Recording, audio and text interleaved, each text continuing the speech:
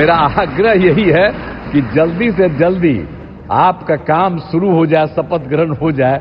अब आप एतवार को करने वाले हैं, तो हम तो चाहते थे कि आजो हो जाता तो अच्छा था। प्रधानमंत्री नरेंद्र मोदी को शुक्रवार को नेशनल डेमोक्रेटिक अलायंस यानी एनडीए की संसदीय दल का लगातार तीसरी बार नेता चुना गया।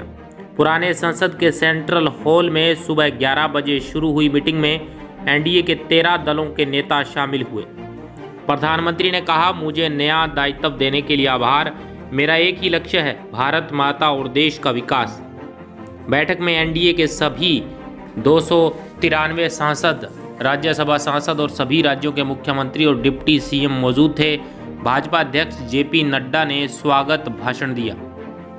रक्षा मंत्री राजनाथ सिंह ने प्रधानमंत्री पद के लिए नरेंद्र मोदी के नाम का प्रस्ताव रखा। अमित शाह ने इसका समर्थन किया और नितिन गडकरी ने अनुमोदन किया। जेडीएस अध्यक्ष कुमारस्वामी ने प्रस्ताव का समर्थन किया। इसके बाद एनडीए के अहम घटक टीडीपी प्रमुख चंद्रबाबू नायडू ने कहा, हम सभी को बधाई देते हैं। मैंने चुनाव प्रचार के दौरान देखा है कि 3 महीने तक पीएम ने कभी आराम नहीं किया। उन्होंने उसी भावना के साथ शुरुआत की और उसी भावना के साथ ख़त्म किया। आंध्र में हमने 3 जनसभाएं और एक बड़ी रैली की और इसने चुनाव जीतने में बहुत बड़ा अंतर पैदा किया। जेडीयू प्रमुख और बिहार के सीएम नीतीश कुमार ने कहा, मैं मोदी जी के नाम का समर्थन करता हूं। मैं तो चाहता था कि वो आज ही शपथ लें।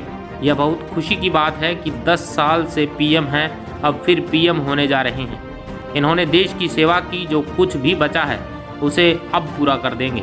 अगली बार जब आप आइएगा तो जो कुछ इधर उधर के लोग जो जीत गए हैं न, वो कोई नहीं जीतेगा।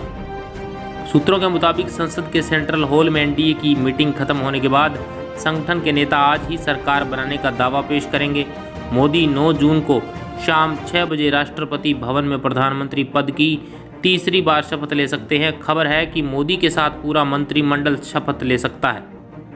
लोकसभा चुनाव में भाजपा को 240 सीटें मिली है। यह बहुमत के आंकड़े से 32 सीटें कम है। हालांकि एनडीए ने 293 सीटों के साथ बहुमत के आंकड़े को पार कर लिया। एनडीए में भाजपा के अलावा 14 सहयोगी दलों के 53 सांसद हैं।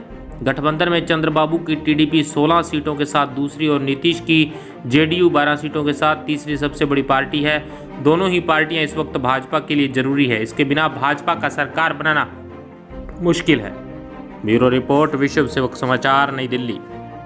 आप जान लीजिए कि कुछ लोग, हम लोगों को तो अब लगता है कि अगली बार जो आप आइएगा ना, तो इस बार हम देखें कि कुछ इधर उधर कुछ जीत गया है, अगली बार सब हारेगा। हमको पूरा भरोसा है। ये सब बिना मतलब का बात बोल बोल करके क्या किया है? ये सब कोई काम किया है? उन लोगों ने आज तक कोई काम नहीं किया, देश की कोई सेवा नहीं की है।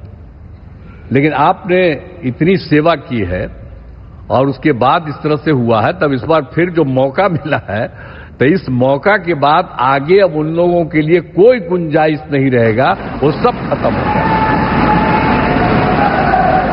अब बिहार, आज देश बहुत आगे बढ़ेगा। अब बिहार का भी तो सब काम हो ही जाएगा। जो कुछ भी बचा हुआ है उसको ही कर देंगे। सबसे पुराना इलाका है, तो इसीलिए हम लोग तो पूरे तौर पर हर तरह से जो आप चाहिएगा उस काम के लिए हम लोग लगे रहे।